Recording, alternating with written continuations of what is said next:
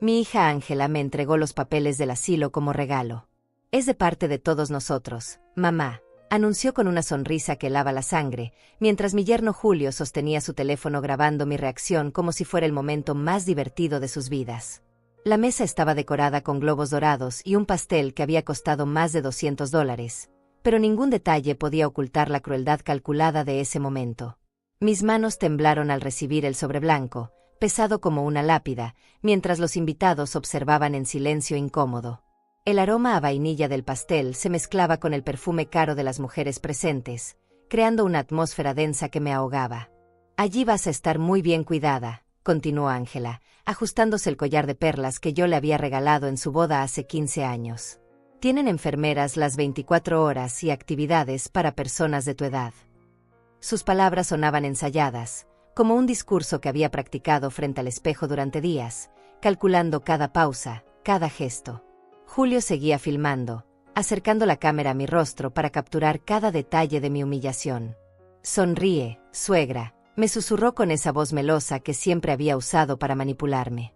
Es un momento histórico. Sus ojos brillaban con una malicia que me revolvía el estómago.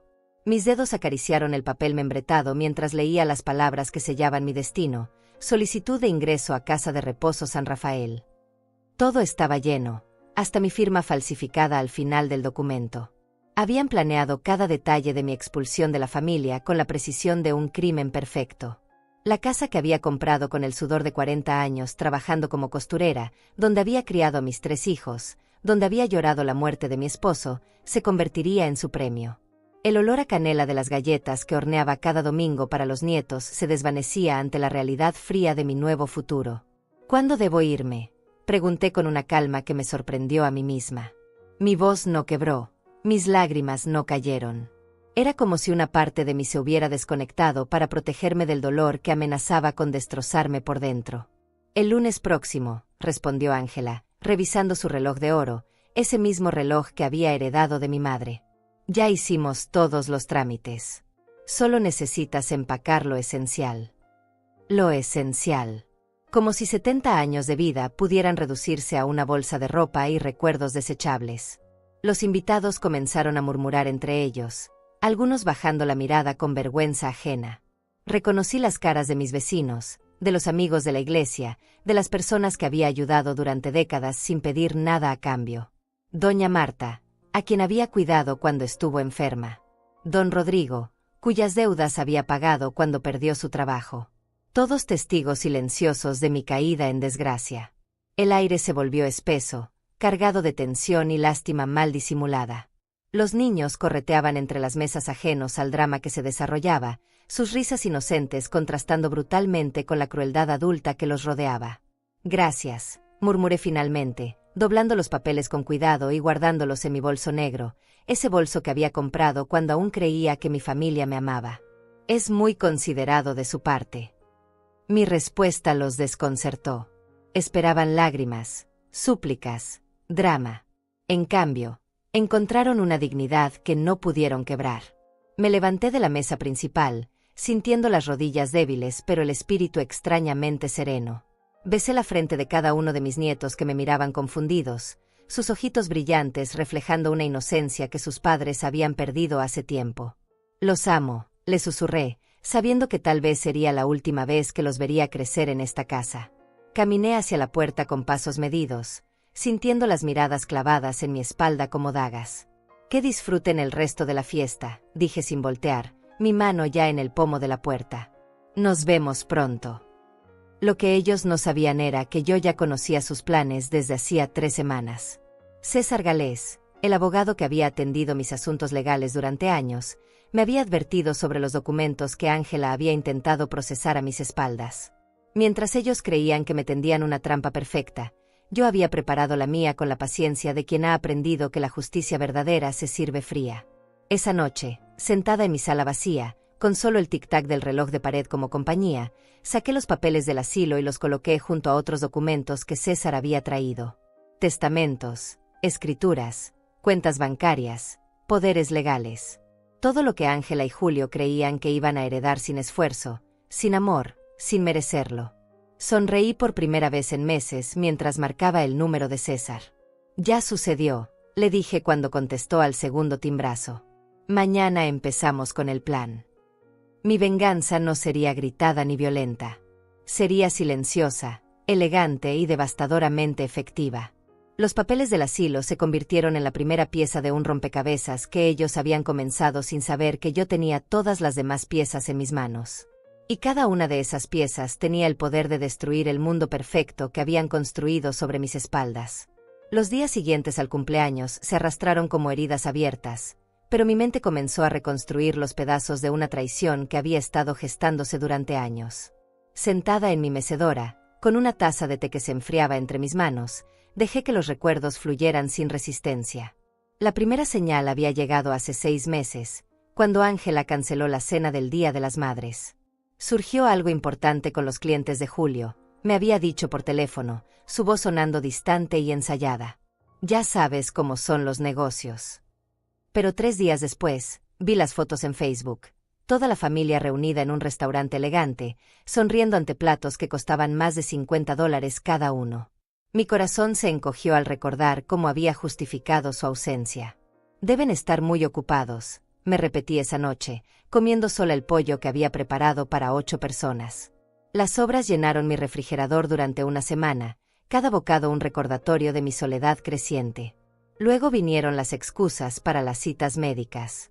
Durante 40 años, yo había acompañado a Ángela a cada consulta importante. Cuando nació, cuando se enfermó de neumonía a los 12, cuando perdió su primer embarazo. Pero cuando necesité ir al cardiólogo después de los mareos constantes, ella tenía una reunión imposible de mover. «Toma un taxi, mamá», me había dicho, deslizando un billete de $20 sobre la mesa de mi cocina como si fuera una limosna. «Es más cómodo que esperar a que yo termine». El billete se quedó ahí durante horas después de que se fuera, mientras yo lo miraba sintiéndome como una mendiga en mi propia casa.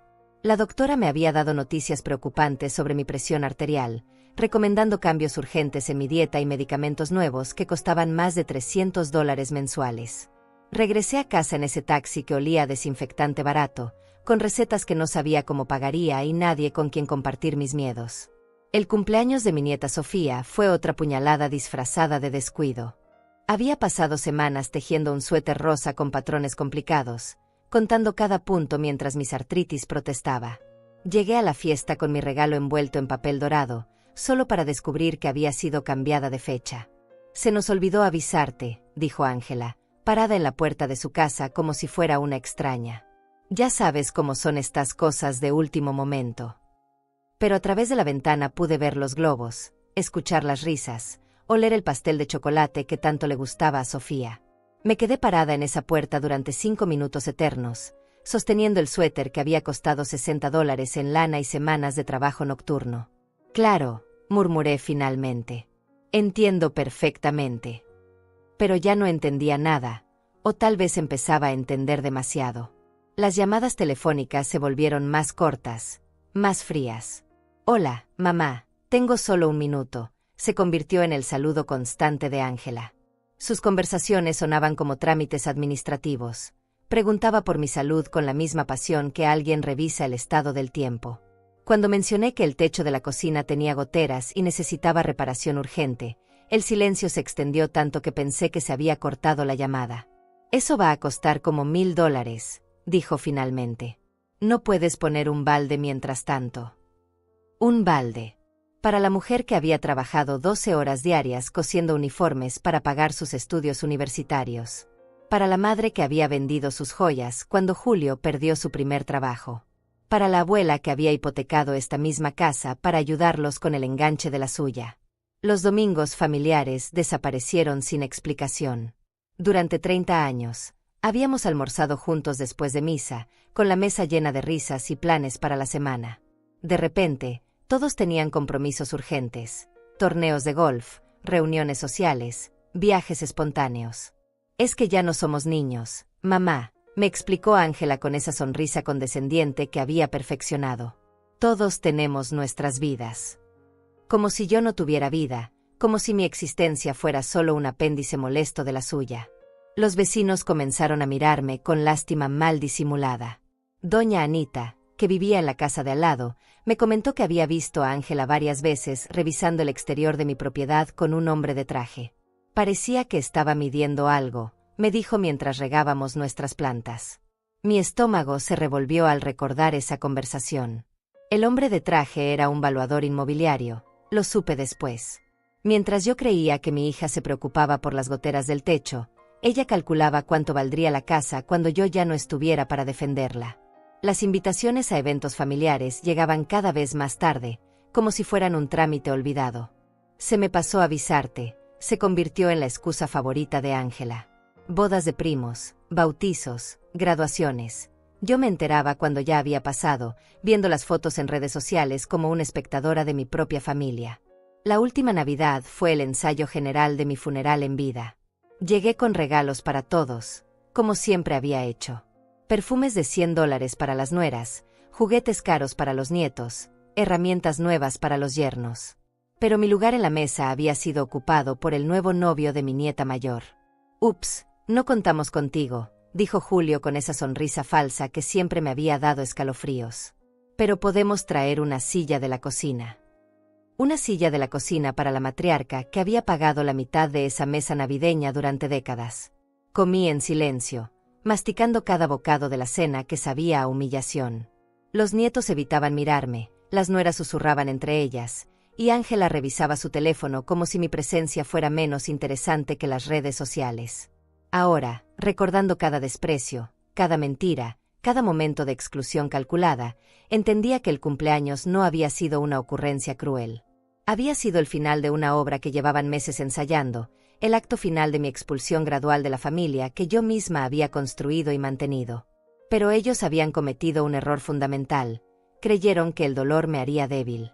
No sabían que 70 años de vida me habían enseñado que la verdadera fortaleza nace en los momentos más oscuros, cuando no tienes nada que perder y todo que recuperar. La verdad cayó sobre mí como una lluvia helada esa madrugada del martes, cuando no pude dormir y me senté en la cocina con una taza de manzanilla. El silencio de la casa amplificaba cada pensamiento, cada memoria, cada pieza del rompecabezas que finalmente encajaba con claridad dolorosa. No había sido negligencia. No había sido casualidad. No había sido el estrés de sus vidas ocupadas ni las presiones del trabajo. Cada exclusión, cada mentira, cada desprecio había sido planeado con la precisión de quien ejecuta una estrategia militar. Mi propia hija había orquestado mi desaparición gradual de la familia como si fuera un cáncer que necesitaba ser extirpado silenciosamente. Mis manos temblaron alrededor de la taza mientras procesaba la magnitud de la traición. 42 años criando a esa niña, enseñándole a caminar, curando sus rodillas raspadas, pagando su educación universitaria que había costado más de $80,000 de mis ahorros de toda la vida. Todo para llegar a este momento, donde ella me empujaba hacia un asilo como si fuera un mueble viejo que ya no combinaba con su decoración moderna. El dolor se instaló en mi pecho como una piedra caliente, irradiándose hacia mis brazos, mi estómago, mi garganta. Pero debajo de ese dolor, algo más peligroso comenzaba a crecer, una frialdad calculadora que no había sentido jamás, una claridad mental que cortaba a través de años de negación y autoengaño. Me levanté de la mesa y caminé hasta la ventana que daba al jardín trasero. Las rosas que había plantado cuando Ángela tenía 10 años florecían ignorantes de los dramas humanos, hermosas y resilientes después de décadas de cuidado constante. Como yo había sido hermosa y resiliente, hasta que decidieron que mi tiempo había terminado. La casa crujía a mi alrededor con los sonidos familiares de la madrugada, el refrigerador zumbando, el reloj de pared marcando segundos preciosos, las tuberías suspirando en las paredes.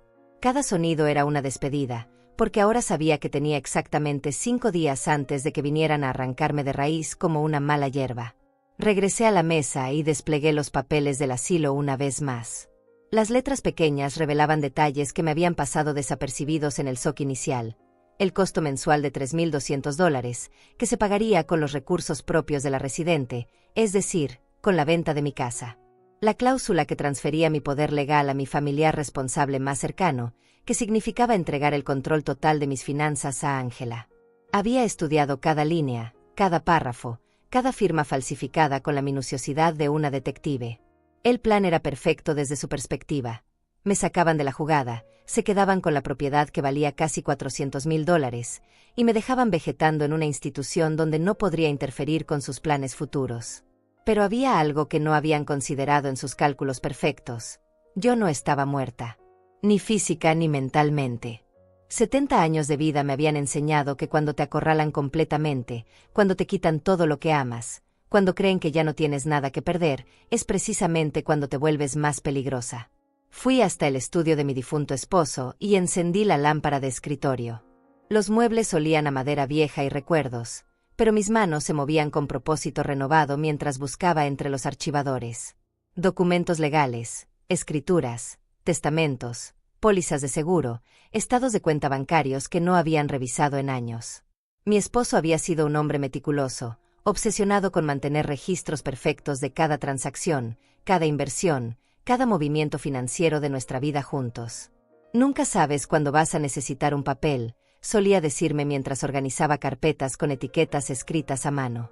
Ahora, 30 años después de su muerte, sus palabras resonaban como una profecía. Entre esos documentos amarillentos por el tiempo encontré cosas que Ángela y Julio jamás habían imaginado que existían, préstamos que les había hecho y que nunca habían devuelto, contratos de la casa que especificaban claramente mis derechos como propietaria única, y algo que me hizo sonreír por primera vez en semanas. Una póliza de seguro de vida que había mantenido vigente durante todos estos años, pagando religiosamente las cuotas mensuales de $200. Una póliza que tenía una cláusula muy específica. Si moría en circunstancias sospechosas o dentro del primer año de haber sido internada en una institución geriátrica, la investigación sería automática y los beneficiarios serían sometidos a escrutinio legal. Mi difunto esposo había insistido en esa cláusula después de leer sobre casos de familias que aceleraban la muerte de ancianos para heredar más rápido.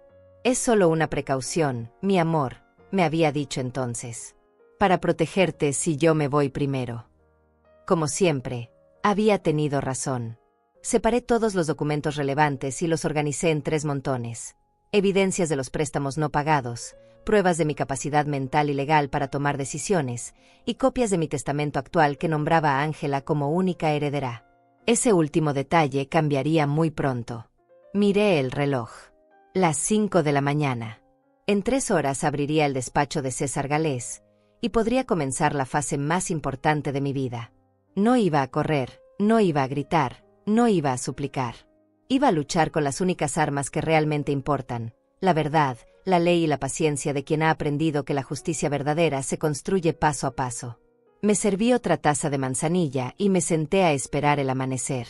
Por primera vez en meses, no sentía miedo.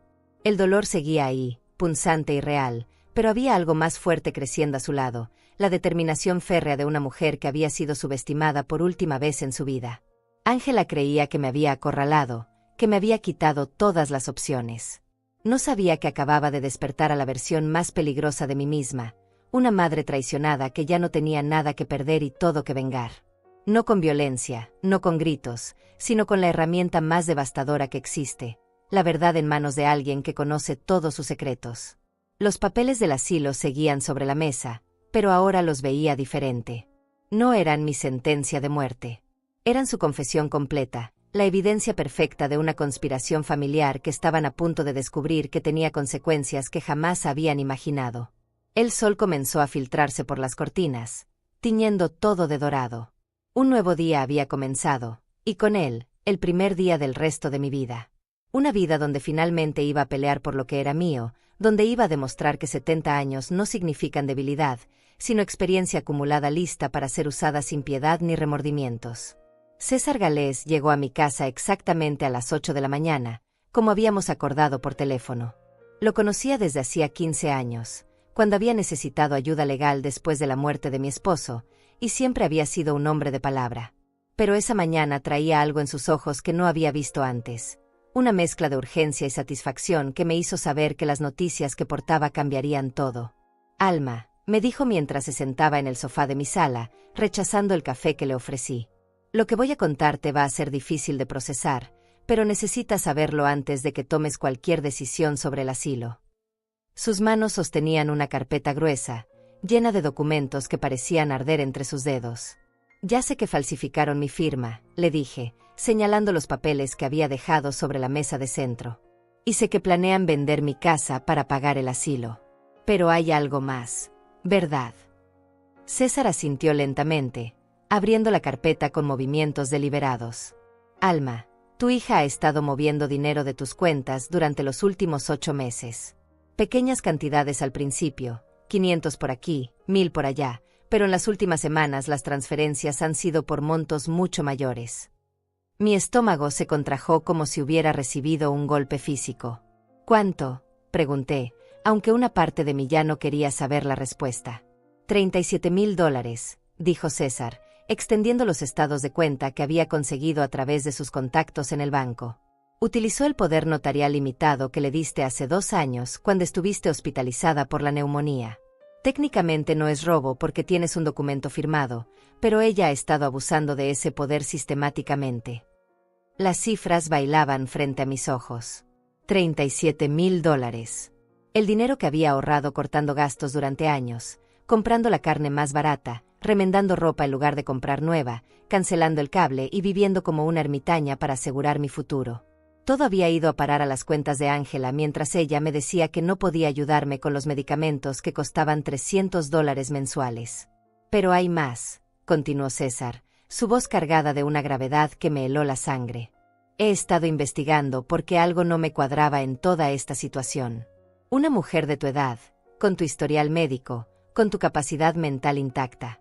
Era muy extraño que de repente necesitara ser internada.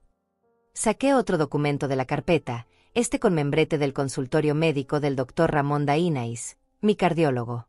¿Recuerdas tu última cita con él? La que Ángela insistió en acompañarte después de meses de no estar disponible. Por supuesto, respondí. Fue hace 1 mes. Ella dijo que finalmente tenía tiempo y quería escuchar de primera mano cómo estaba mi salud. Pero ahora, recordando esa cita, algunos detalles comenzaron a encajar de manera siniestra. César desplegó el documento frente a mí. El doctor Dainais me autorizó a mostrarte esto después de que le expliqué la situación. Mira lo que Ángela le dijo a tu médico sin que tú estuvieras presente. Mis ojos se enfocaron en las notas manuscritas del doctor. La hija reporta que la paciente muestra signos de confusión mental creciente. Olvida nombres, se pierde en lugares familiares, ha dejado la estufa encendida en múltiples ocasiones. Sugiere evaluación psiquiátrica para determinar capacidad de vivir independientemente. La habitación comenzó a dar vueltas. Eso es mentira, susurré, sintiendo como si el suelo se moviera bajo mis pies. Yo nunca he hecho ninguna de esas cosas. Mi mente está perfectamente clara. Lo sé, dijo César con firmeza. Por eso le pedí al doctor Dainais que te hiciera una evaluación cognitiva completa. Los resultados llegaron ayer. Sacó otro papel de la carpeta. Puntuación perfecta en todas las pruebas. Memoria a corto y largo plazo excelente. Capacidades de razonamiento superiores al promedio para tu edad. No hay absolutamente ningún signo de deterioro mental. La realidad me golpeó con la fuerza de un tsunami. Ángela no solo había estado robando mi dinero y planeando venderme al asilo. Había estado construyendo un caso médico falso para justificar mi incapacidad, probablemente con la intención de conseguir tutela legal completa sobre mis finanzas y propiedades. ¿Por qué el doctor creyó sus mentiras?, pregunté, sintiendo una mezcla de traición y furia que me quemaba por dentro. Porque las familias rara vez mienten sobre estas cosas, explicó César. Los médicos están acostumbrados a parientes preocupados que reportan cambios genuinos en sus ancianos. Nadie espera que una hija construya deliberadamente un diagnóstico falso para robar a su propia madre. Me levanté del sofá y caminé hasta la ventana, necesitando aire fresco aunque el vidrio estuviera cerrado. Mi reflejo me devolvió la mirada, una mujer de 70 años con ojos claros, postura recta y una mente que funcionaba perfectamente. Una mujer que había sido sistemáticamente desmantelada por la persona que más confiaba en el mundo. Hay una cosa más, dijo César suavemente. Y esta es la que me hizo llamarte anoche con tanta urgencia. Su voz había cambiado, cargándose de una tensión que me hizo voltear hacia él. Saqué el último documento de la carpeta, y este era diferente a los demás. Papel oficial, sellos legales, firmas múltiples. Ángela y Julio han solicitado formalmente la tutela legal sobre ti, basándose en el supuesto deterioro mental reportado por ella misma. La audiencia está programada para el próximo viernes. Mis piernas se debilitaron y tuve que apoyarme en el alféizar de la ventana. ¿Qué significa eso? Significa que si esa tutela se aprueba, perderías todos tus derechos legales, explicó César, levantándose para acercarse a mí. No podrías tomar decisiones sobre tu dinero, tu casa, tu salud, o incluso dónde vivir. Ángela tendría control absoluto sobre cada aspecto de tu vida, y legalmente tú serías considerada incapaz de manejar tus propios asuntos. La pieza final del rompecabezas encajó con un clic casi audible. El asilo no era el final del plan, era solo el comienzo. Una vez que tuviera la tutela, Ángela podría vender mi casa, transferir mis cuentas bancarias, e incluso tomar decisiones médicas por mí. Sería como estar muerta en vida, pero con la conveniencia de seguir respirando mientras ella disfrutaba de mi herencia. ¿Cuánto tiempo tenemos?, pregunté, sintiendo como una calma extraña comenzaba a reemplazar el shock inicial. 3 días para presentar una objeción formal y solicitar nuestra propia evaluación médica independiente, respondió César. Pero Alma, tengo que advertirte algo. Ellos han estado preparando esto durante meses. Tienen documentos, supuestos testigos, incluso han hablado con algunos de tus vecinos para crear un patrón de comportamiento errático. ¿Qué vecinos?, pregunté, aunque ya sospechaba la respuesta. Los Chávez, que viven en la esquina. Ángela los visitó hace 2 semanas y les dijo que estabas teniendo problemas de memoria, que les había pedido que la llamaran si te veían haciendo algo peligroso. César negó con la cabeza. Por supuesto, ellos han interpretado cada acción normal tuya como una confirmación de lo que ella les dijo. La manipulación había sido perfecta, cada detalle calculado para crear una red de evidencia falsa que me rodeara por completo. Pero había algo que Ángela no había considerado, que su madre había criado a 3 hijos, había manejado un negocio, había sobrevivido a la muerte de su esposo y 40 años de dificultades. No era la anciana confundida que había pintado en sus mentiras. César, dije, volteándome hacia él con una determinación que me sorprendió incluso a mí misma. ¿Qué necesitas para destruir su caso completamente? Una sonrisa lenta se extendió por su rostro. Necesito que me demuestres que eres la mujer más mentalmente capaz que conozco, y necesito que me ayudes a tender una trampa que van a recordar por el resto de sus vidas. Por primera vez desde el cumpleaños, sonreí de verdad. La guerra había comenzado, pero ahora sabía exactamente contra qué estaba luchando. Y tenía un aliado que conocía las reglas del juego mejor que mis enemigos. Los siguientes 2 días se convirtieron en la investigación más meticulosa de mi vida. César había transformado mi comedor en una sala de guerra, con documentos esparcidos sobre la mesa como piezas de un rompecabezas macabro que finalmente comenzaba a revelar su imagen completa. Cada papel era una prueba más de la traición sistemática que había estado creciendo bajo mi propio techo. Necesitamos documentar todo, me explicó César mientras organizaba las evidencias en carpetas marcadas con etiquetas precisas. Cada transacción bancaria no autorizada, cada mentira médica, cada testimonio falso que han recolectado. Pero también necesitamos pruebas de tu capacidad mental y física actual. La primera parada fue el banco donde había tenido mis cuentas durante 30 años. La gerente, Marta Galés, prima de César, nos recibió en su oficina privada con expresión seria. Conocía mi situación financiera mejor que nadie, y lo que me mostró en la pantalla de su computadora me quitó el aliento. Las transferencias comenzaron hace 8 meses, explicó Marta, señalando una serie de movimientos que aparecían resaltados en rojo. Pequeñas al principio, $500 en enero, 800 en febrero, 1.500 en marzo. Pero mira lo que pasó en las últimas 6 semanas. Las cifras se volvían más agresivas conforme avanzaba el tiempo. $3.000 el mes pasado, 5.000 hace 3 semanas, y la transferencia más reciente, $12.500 apenas 2 días después de mi cumpleaños. 12.500, repetí, sintiendo como mi voz se quebraba. El lunes pasado. El mismo día que tú recibiste los papeles del asilo, confirmó César, tomando notas en su libreta. No fue casualidad. Estaban apresurando el proceso, moviendo el dinero antes de que pudieras reaccionar. Marta imprimió todos los estados de cuenta y me los entregó en una carpeta sellada. También tengo algo más que podría interesarte, dijo, bajando la voz como si alguien pudiera estar escuchando. Tu hija vino aquí hace un mes. preguntando sobre los procedimientos para transferir cuentas cuando un titular es declarado incapaz mentalmente. Mi sangre se heló. ¿Qué le dijeron? Le expliqué todo el proceso legal, pensando que era una hija preocupada planeando para el futuro, admitió Marta con vergüenza evidente. No tenía idea de que estaba planeando usarlo en tu contra. Me preguntó específicamente sobre los montos que se podían transferir sin autorización judicial y cuánto tiempo toma el proceso de tutela. César y yo intercambiamos miradas. Cada pieza de información confirmaba que esto no había sido un plan improvisado nacido de la codicia súbita.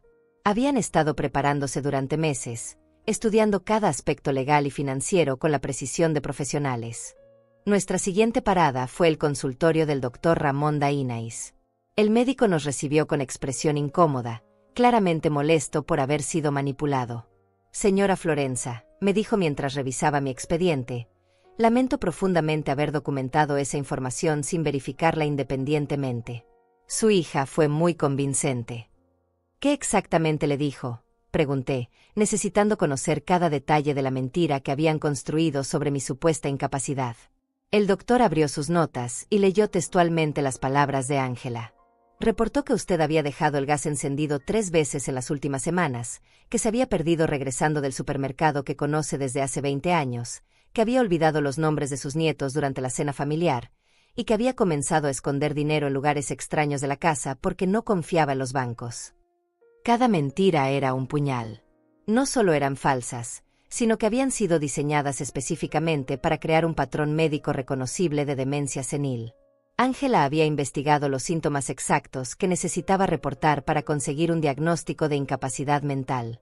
Pero ahora que la he examinado exhaustivamente, continuó el doctor, es evidente que su función cognitiva está completamente intacta. Sus reflejos, memoria, capacidad de razonamiento, todo está dentro de parámetros normales e incluso superiores para su edad. Firmó un documento que César le había preparado. Este reporte médico oficial contradice completamente las afirmaciones previas. Mientras salíamos del consultorio, César recibió una llamada que lo hizo detenerse abruptamente en la acera. ¿Está seguro?, preguntó al teléfono, su expresión volviéndose cada vez más sombría. Sí, necesitamos esa información inmediatamente. ¿Qué pasó?, le pregunté cuando colgó. Era mi contacto en el juzgado, explicó, guardando su teléfono con manos que temblaban ligeramente. La audiencia para la tutela ha sido movida. Ya no es el viernes. Es mañana a las 10 de la mañana. El mundo se tambaleó a mi alrededor. ¿Mañana? ¿Cómo pueden hacer eso? Presentaron una moción de emergencia, alegando que tu estado mental se ha deteriorado rápidamente y que representas un peligro para ti misma, explicó César mientras caminábamos rápidamente hacia su auto. Citaron el incidente del cumpleaños como evidencia de que estás teniendo episodios de confusión severa. ¿Qué incidente del cumpleaños?, pregunté, aunque una horrible sospecha comenzaba a formarse en mi mente. César me mostró una copia de los documentos que habían presentado al juzgado. Dicen que te pusiste violenta cuando recibiste los papeles del asilo, que gritaste incoherencias sobre conspiraciones familiares, y que Julio tuvo que calmar la situación para proteger a los niños presentes. La sangre hirvió en mis venas. No solo habían filmado mi humillación para su entretenimiento, sino que habían distorsionado mi reacción digna y calmada para crear evidencia de inestabilidad mental. Cada segundo de esa grabación había sido planeado como una trampa. Necesitamos actuar rápido, dijo César, arrancando el auto. Tenemos menos de 24 horas para presentar nuestra defensa, y ellos tienen meses de preparación de ventaja. Pasamos el resto del día reuniendo cada prueba de mi competencia mental. Visitas a mis otros médicos, testimonios de vecinos que realmente me conocían, registros de mis actividades financieras personales que demostraban capacidad de juicio intacta. César contactó a un psiquiatra forense que podría evaluarme esa misma tarde. La evaluación psiquiátrica duró 3 horas. Pruebas de memoria, razonamiento lógico, capacidad de toma de decisiones, evaluación emocional.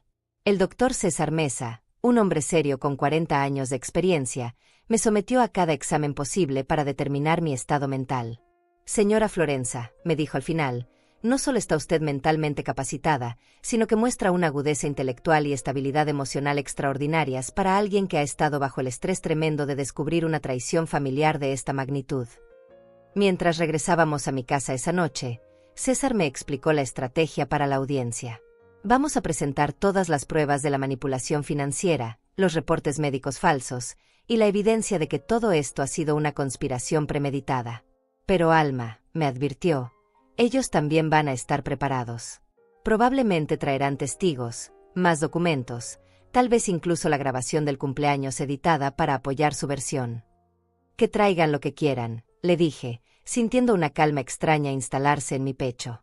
La verdad es la verdad, sin importar cuántas mentiras construyan alrededor de ella. Esa noche, sola en mi casa, organicé mis pensamientos como había organizado los documentos. Mañana no solo se decidiría mi futuro legal, sino que se revelaría públicamente la verdadera naturaleza de la familia que había criado con tanto amor y sacrificio. Ángela y Julio habían calculado cada movimiento excepto uno, que su víctima tenía 70 años de experiencia luchando contra la adversidad, y que una mujer que había sobrevivido a todo lo que la vida le había lanzado no iba a rendirse sin pelear con cada arma legal a su disposición. Los papeles del asilo seguían sobre mi mesa, pero ahora estaban rodeados de algo mucho más poderoso, la evidencia completa de una conspiración que estaba a punto de explotar en sus caras de la manera más pública y devastadora posible. La noche antes de la audiencia se extendió como una eternidad. No pude dormir, pero no por miedo, sino por la energía extraña que corría por mis venas. Era como si todos los años de paciencia, de tragarse humillaciones, de justificar lo injustificable, hubieran cristalizado en una determinación férrea que me sorprendía incluso a mí misma. Me levanté antes del amanecer y preparé café en la cocina que tal vez sería mía por última vez si las cosas salían mal. Pero mientras el aroma familiar llenaba el aire, supe que no iban a salir mal. Tenía algo que Ángela y Julio nunca habían poseído, la verdad absoluta, respaldada por documentos irrefutables y la experiencia de 70 años navegando las tempestades de la vida. César llegó a las 7 de la mañana, cargado con 2 maletines llenos de evidencias y la expresión de un general preparando la batalla más importante de su carrera. ¿Cómo dormiste?, me preguntó, aunque mi respuesta era obvia por las ojeras que probablemente decoraban mi rostro. No dormí, admití, sirviéndole café en la taza que había usado mi esposo durante décadas. Pero no por nervios.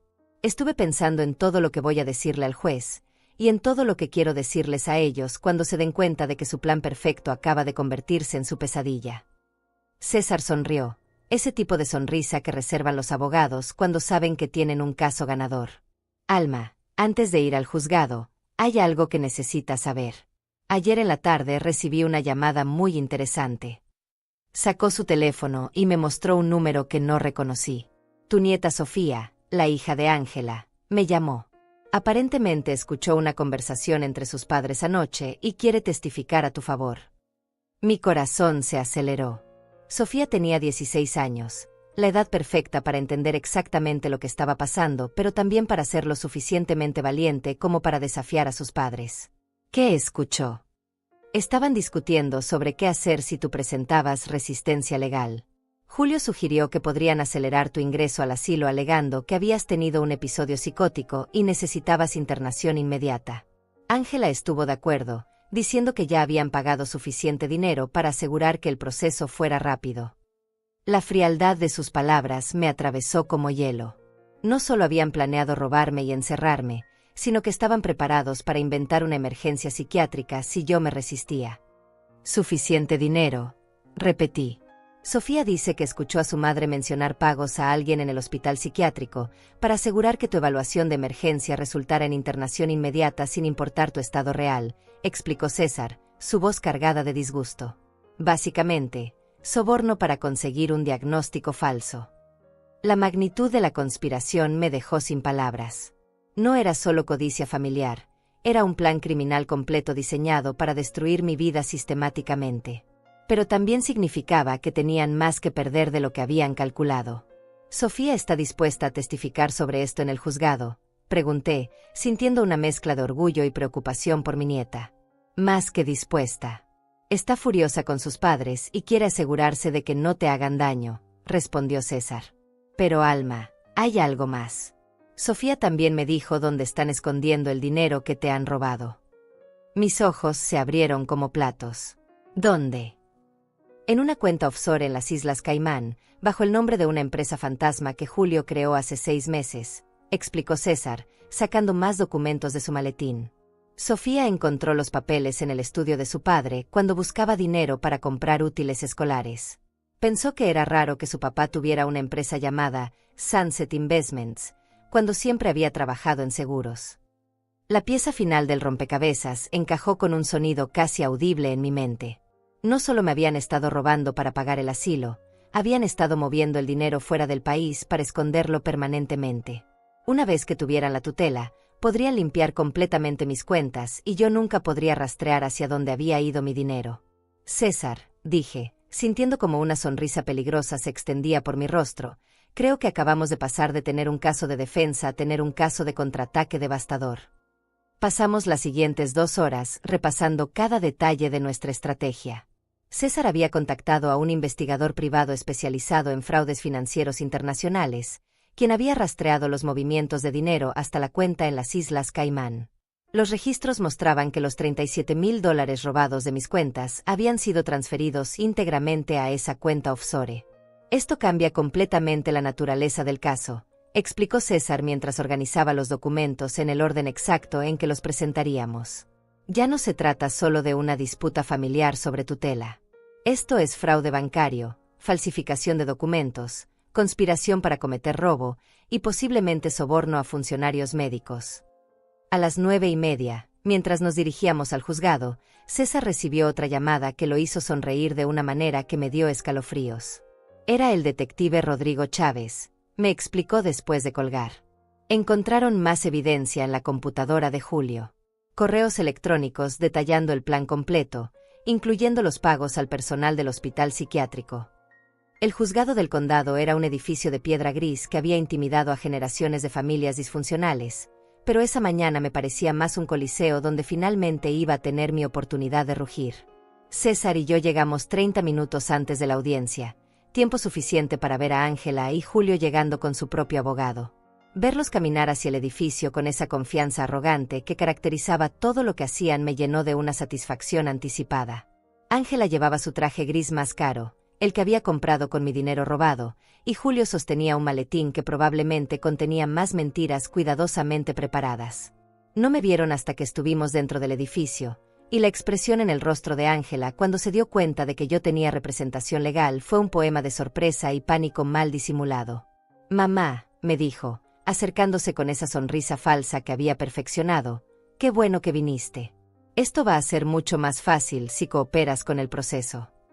«Oh, voy a cooperar completamente», le respondí con una calma que parecía desconcertarla. «De hecho, estoy ansiosa por cooperar con todo lo que el juez quiera saber sobre esta situación». Julio se acercó a César con la prepotencia típica de quien cree que ya tiene el juego ganado.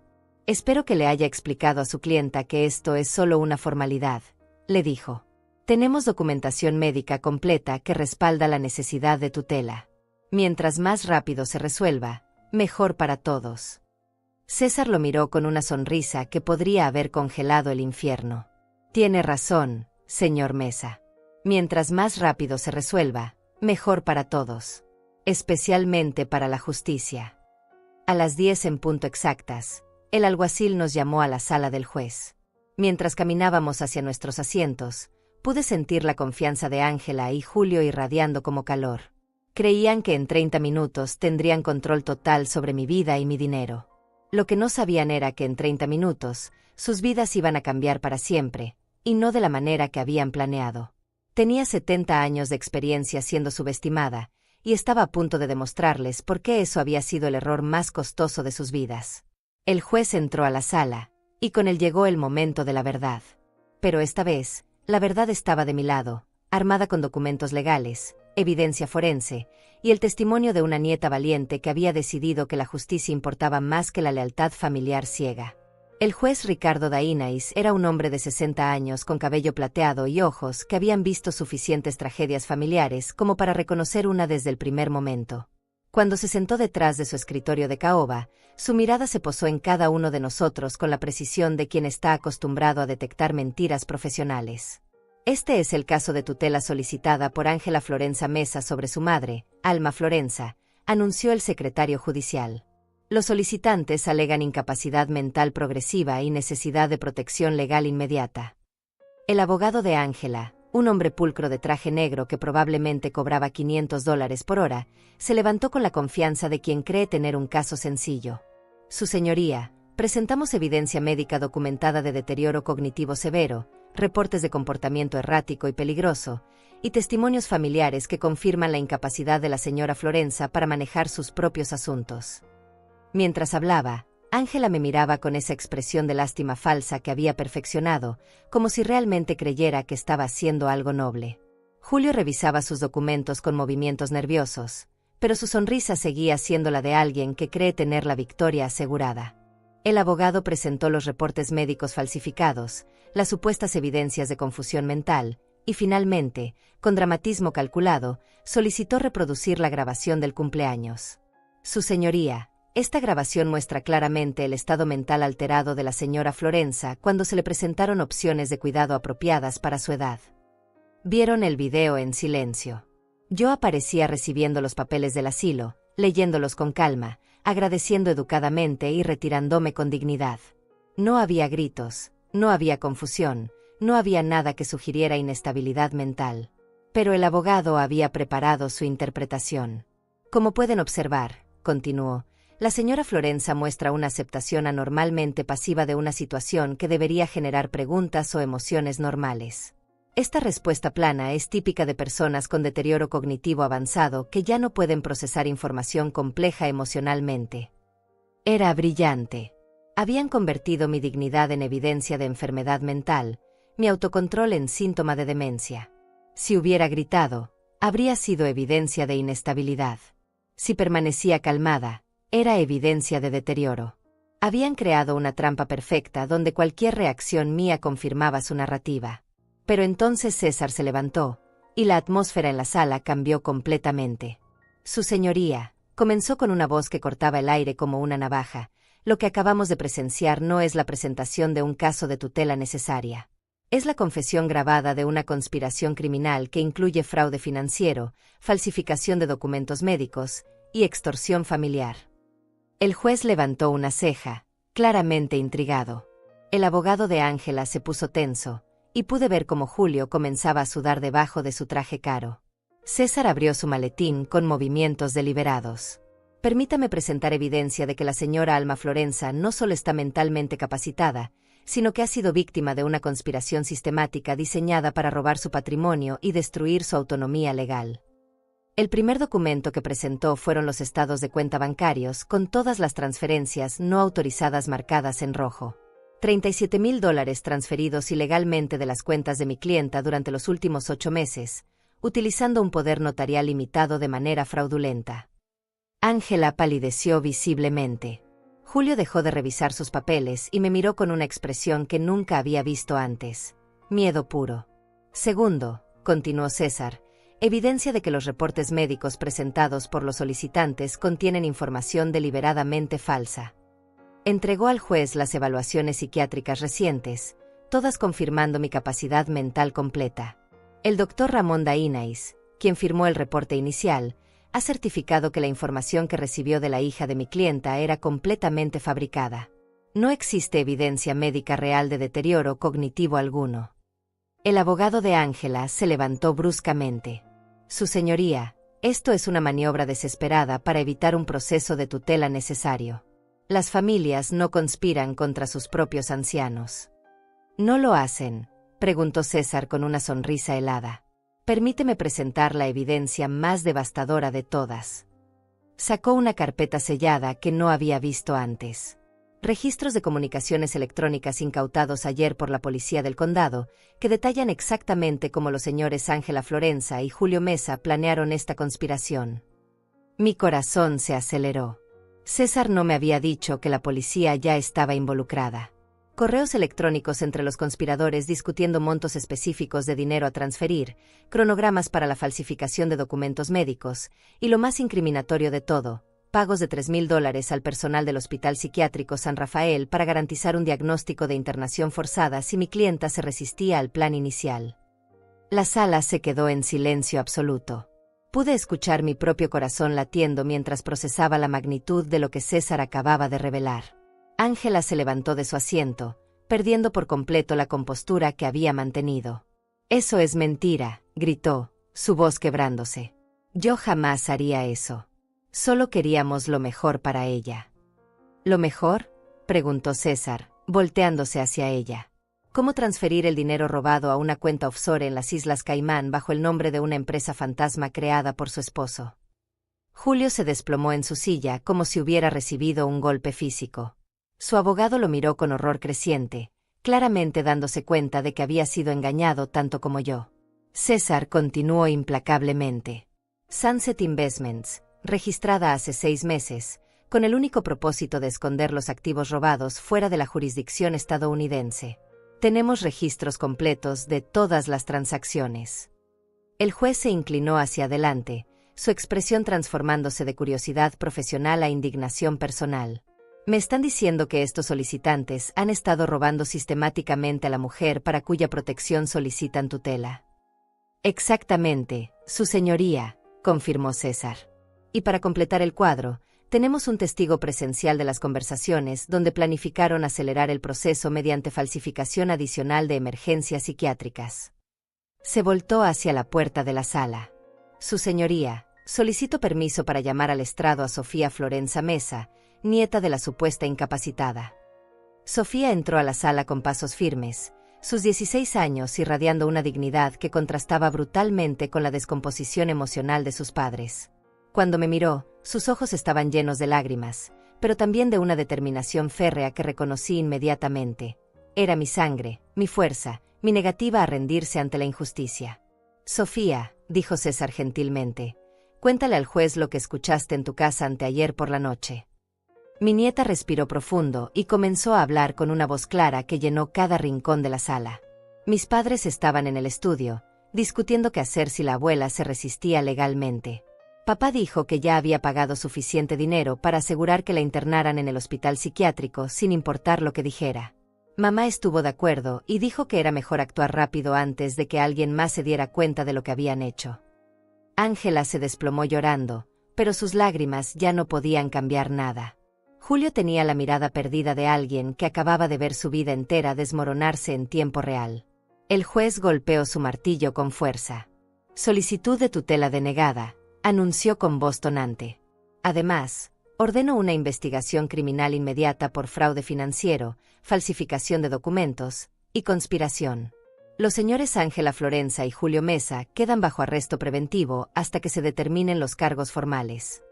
Mientras los oficiales se acercaban para esposar a mi hija y mi yerno, Sofía corrió hacia mí y me abrazó con la fuerza de todos los años de amor que habíamos compartido. «Lo siento mucho, abuela», susurró entre lágrimas. «Lo siento tanto».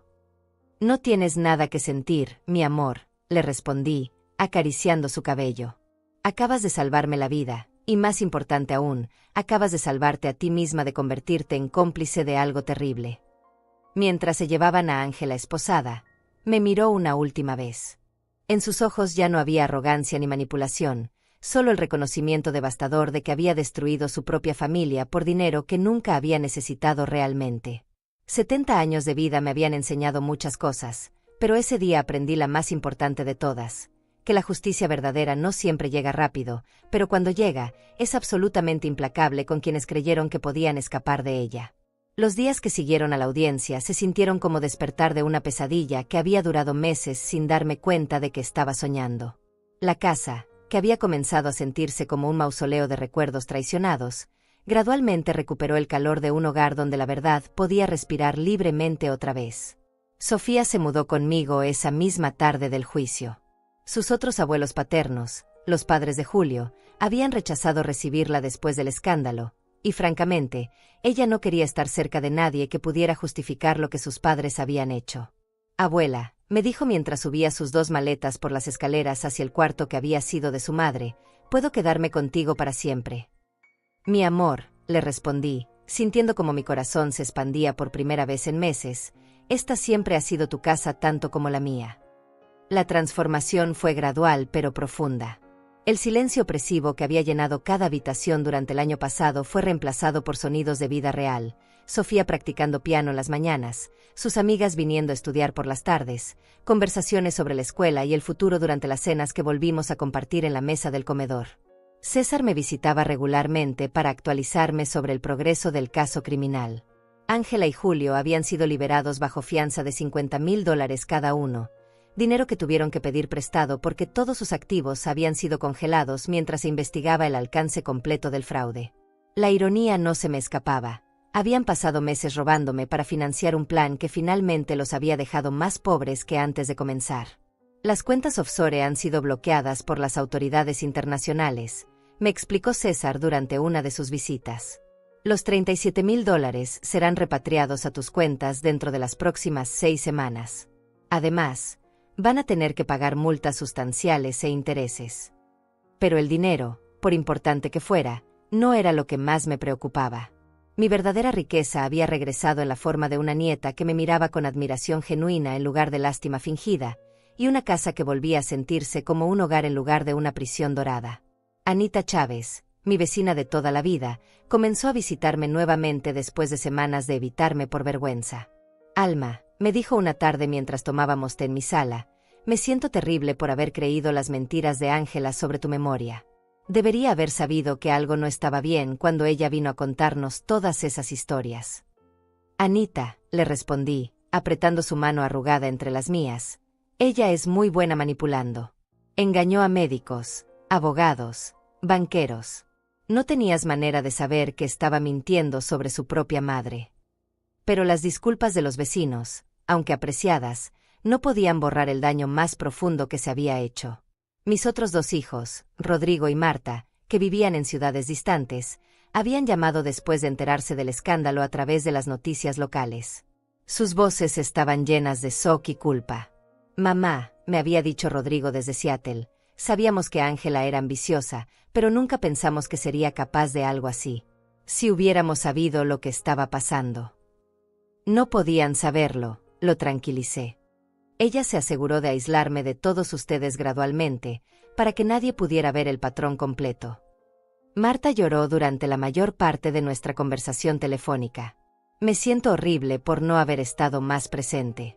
Cuando Ángela nos decía que estabas bien y que ella se hacía cargo de todo, asumimos que era verdad. Debimos haber visitado más, debimos haber insistido en hablar contigo directamente. Sus culpas eran genuinas, pero también innecesarias. Ángela había manipulado expertamente las dinámicas familiares, convenciendo a sus hermanos de que ella tenía todo bajo control mientras los mantenía lo suficientemente lejos como para que no pudieran ver la realidad.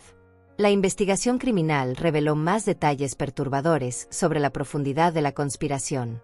Julio había comenzado a planear el robo sistemático 2 años atrás, cuando se dieron cuenta de que yo era propietaria absoluta de una casa que ahora valía más de $400,000 en un mercado inmobiliario en alza.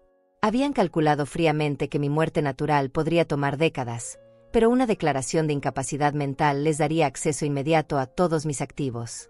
También encontramos evidencia de que habían investigado otros casos similares, me informó César durante una de nuestras reuniones. Tenían documentos sobre familias que habían usado estrategias parecidas para conseguir tutela sobre parientes ancianos. Esto no fue un plan improvisado nacido de la desesperación. Fue estudiado y ejecutado con premeditación completa. La frialdad de esa información me golpeó más fuerte que todo el dinero robado. Mi hija no había cometido un error por amor malentendido o preocupación genuina. Había estudiado cómo robar a su propia madre con la misma dedicación que otros estudian para conseguir un título universitario. Pero en medio de toda esta destrucción familiar, algo hermoso comenzó a florecer. Sofía no solo era mi nieta, se había convertido en mi aliada más fuerte y mi recordatorio diario de que el amor verdadero aún existía en mi familia. Sus amigos comenzaron a tratarme como una abuela adoptiva, llenando la casa con risas juveniles y energía que había estado ausente durante tanto tiempo. Abuela, me dijo una tarde mientras hacíamos galletas de chocolate, mis amigas dicen que eres la abuela más genial que conocen. Sara dice que ojalá su abuela fuera tan fuerte como tú. ¿Fuerte?, le pregunté, sorprendida por la caracterización. Sí, insistió, lamiendo la cuchara de mezcla con la despreocupación de sus 16 años. Dijiste que no a que te robaran tu vida. Luchaste cuando nadie creía que podías ganar. Eso es ser fuerte de verdad. Sus palabras se quedaron conmigo durante días. Durante meses me había visto como una víctima, una mujer mayor siendo manipulada por familiares más jóvenes y astutos. Pero Sofía me había mostrado una perspectiva diferente. No era la víctima de esta historia, era la heroína que había salvado no solo su propia vida, sino también la integridad moral de su familia. Los fines de semana comenzaron a tener estructura nuevamente. Rodrigo y Marta empezaron a llamar regularmente, no por obligación sino por el deseo genuino de reconstruir las conexiones que la manipulación de Ángela había fracturado. Planeamos visitas para las próximas vacaciones, conversaciones sobre el futuro, discusiones sobre cómo asegurarnos de que algo así nunca volviera a suceder. «Mamá», me dijo Marta durante una de nuestras llamadas dominicales, «hemos estado hablando Rodrigo y yo. Queremos establecer un sistema donde todos nos mantengamos en contacto regular contigo, sin depender de intermediarios. Nunca más vamos a permitir que alguien controle nuestra comunicación familiar». La casa comenzó a oler diferente también. En lugar del aroma a tristeza y abandono que había caracterizado los últimos meses, ahora olía a comida casera preparada para dos, a flores frescas que Sofía traía del jardín de la escuela, a los perfumes juveniles de sus amigas cuando venían a estudiar. Una tarde, mientras organizaba el estudio que había sido de mi esposo, encontré una caja de fotos familiares que no había abierto en años. Imágenes de Ángela cuando era pequeña, sonriente e inocente, jugando en el mismo jardín donde ahora Sofía había instalado una hamaca para leer sus libros escolares. No sentí nostalgia viendo esas fotos, ni siquiera tristeza particular. La niña en esas fotografías había crecido hasta convertirse en una mujer capaz de traicionar sistemáticamente a la persona que más la había amado en el mundo. Era como mirar fotos de una extraña que una vez había vivido en mi casa. Sofía me encontró con las fotos esparcidas sobre el escritorio. «¿Estás bien, abuela?», me preguntó, sentándose en el brazo de mi silla. «Estoy perfecta», le respondí, y por primera vez en meses, las palabras fueron completamente verdaderas. «Estoy recordando que tener familia no significa aferrarse a personas que te lastiman. Significa crear un hogar con quienes realmente te aman». Esa noche, por primera vez desde el cumpleaños fatídico, dormí profundamente y sin pesadillas. La casa estaba llena de vida nuevamente, mi futuro estaba seguro, y había aprendido la lección más valiosa de mis 70 años, que nunca es demasiado tarde para defenderte, y que la familia verdadera se reconoce por sus acciones, no por su sangre. 6 meses después de la audiencia, estoy sentada en mi jardín trasero viendo a Sofía estudiar para sus exámenes finales bajo la sombra del roble que planté cuando Ángela tenía su edad. El árbol ha crecido fuerte y alto, sus raíces profundas, resistente a las tormentas que han pasado por este patio durante décadas. Como yo. El proceso judicial concluyó la semana pasada. Ángela fue sentenciada a 3 años de prisión por fraude financiero y conspiración, aunque probablemente salga en 18 meses por buena conducta. Julio recibió 5 años, ya que era él quien había organizado las cuentas offshore y los sobornos al personal médico. Sus rostros en las noticias locales mostraban a 2 personas que habían envejecido una década en 6 meses. No sentí satisfacción viendo su condena, pero tampoco sentí lástima. Habían tomado decisiones con total libertad y conocimiento de las consecuencias. Ahora estaban viviendo los resultados de esas decisiones, exactamente como debía ser en un mundo justo. César me devolvió los $37,000 completos, más los intereses y penalizaciones que el tribunal había ordenado. En total, recibí $43,500, dinero que inmediatamente destiné a 2 cosas: un fondo universitario para Sofía y mejoras a la casa que ahora sabía con certeza sería mi hogar hasta el día que muriera por causas naturales, rodeada de personas que realmente me amaban. «Abuela», me dice Sofía, levantando la vista de su libro de historia, ¿alguna vez te arrepientes de no haber aceptado simplemente ir al asilo? Habría sido más fácil para todos. La pregunta me hace sonreír. Es tan joven que aún cree que evitar el conflicto siempre es la mejor opción. «Mi amor», le respondo, dejando a un lado el té de manzanilla que he estado bebiendo, hace 70 años aprendí algo muy importante. Cuando alguien te dice que cedas tu dignidad para hacer las cosas más fáciles, lo que realmente te está pidiendo es que les hagas la vida más fácil a costa de la tuya. Sofía asiente pensativa. Ha madurado enormemente en estos meses, no solo por los eventos familiares traumáticos, sino porque ha visto de primera mano lo que significa luchar por lo correcto cuando las probabilidades están en tu contra. Los fines de semana ahora tienen un ritmo diferente.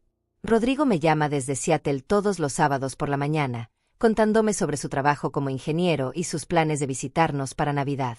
Marta hace lo mismo desde Denver los domingos, compartiendo historias de sus gemelos de 8 años que están emocionados por conocer finalmente a su abuela heroína, como los ha enseñado a llamarme.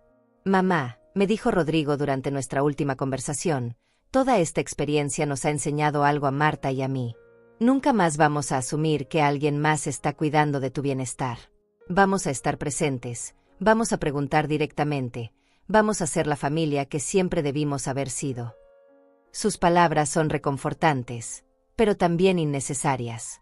Esta experiencia me ha demostrado que puedo cuidar perfectamente de mí misma, y que la fuerza que creía haber perdido con la edad en realidad se había estado acumulando durante décadas, esperando el momento correcto para manifestarse. Anita Chávez viene a almorzar conmigo todos los miércoles ahora. Hemos desarrollado una amistad más profunda que antes, basada no solo en la proximidad geográfica, sino en el respeto mutuo de dos mujeres que han sobrevivido a décadas de desafíos diversos. Alma, me dijo durante nuestro último almuerzo, eres una inspiración para todas las mujeres de nuestra edad en el vecindario. Has demostrado que nunca somos demasiado viejas para pelear por lo que es nuestro. La casa se ha transformado completamente. Las habitaciones que habían comenzado a sentirse como espacios vacíos llenos de recuerdos dolorosos, ahora bullen con actividad constante. Sofía ha convertido el estudio de su abuelo en una sala de estudio donde sus amigas vienen regularmente a hacer trabajos en grupo. Sus risas llenan los espacios que el silencio había ocupado durante demasiado tiempo.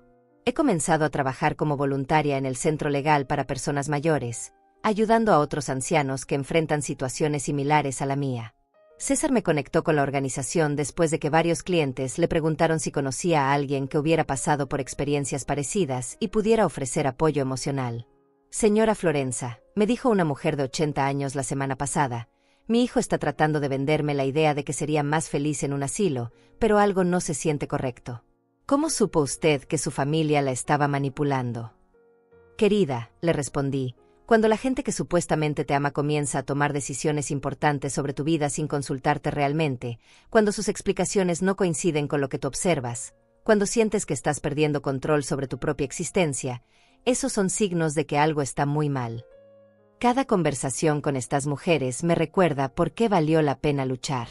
No solo salvé mi propia vida y dignidad, me convertí en un ejemplo de que es posible resistir, que nunca somos demasiado viejas para defender nuestros derechos, que la experiencia y la sabiduría acumuladas pueden ser armas más poderosas que la juventud y la supuesta astucia.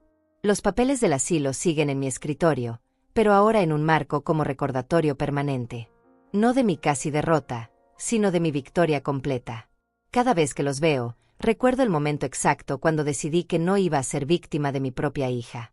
Sofía se graduará de preparatoria el próximo año y ya ha sido aceptada en 3 universidades excelentes. Su ensayo de admisión, que me pidió que leyera antes de enviarlo, comenzaba así.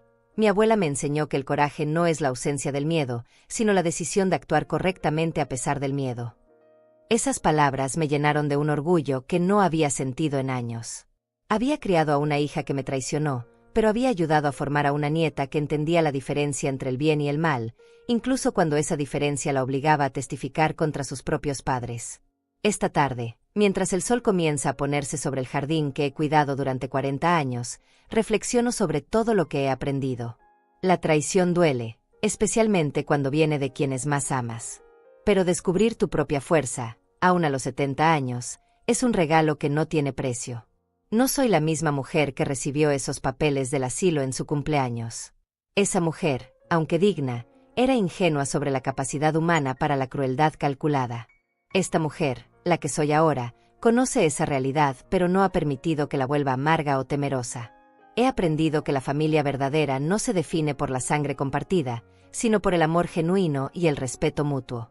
Que nunca es demasiado tarde para empezar una nueva vida, incluso si esa vida comienza a los 70 años. Que la justicia puede tomar tiempo, pero cuando llega, es absolutamente implacable. Y más importante que todo, he aprendido que una mujer que ha sobrevivido 7 décadas de vida no necesita que nadie más tome decisiones por ella. Tengo la experiencia, la sabiduría, la fuerza y la determinación para manejar mi propia existencia hasta el último día que respire. Sofía cierra su libro y me sonríe desde su lugar bajo el árbol. Abuela, ¿Estás lista para la cena? Siempre estoy lista para todo, mi amor, le respondo, levantándome de mi silla con la energía de alguien que ha encontrado un nuevo propósito en la vida. Absolutamente todo. ¿Y ustedes, queridas amigas que me han acompañado en este viaje, han sentido alguna vez que alguien trataba de borrarlas de su propia historia? ¿Han tenido que luchar para mantener el control de sus vidas cuando otros creían saber qué era mejor para ustedes? Recuerden, nunca somos demasiado viejas para empezar de nuevo, nunca somos demasiado débiles para defendernos, y nunca debemos permitir que alguien más decida nuestro destino mientras aún tengamos voz para gritarle al mundo que seguimos aquí, seguimos fuertes, y seguimos siendo las dueñas de nuestras propias vidas. La dignidad no tiene fecha de vencimiento, y la justicia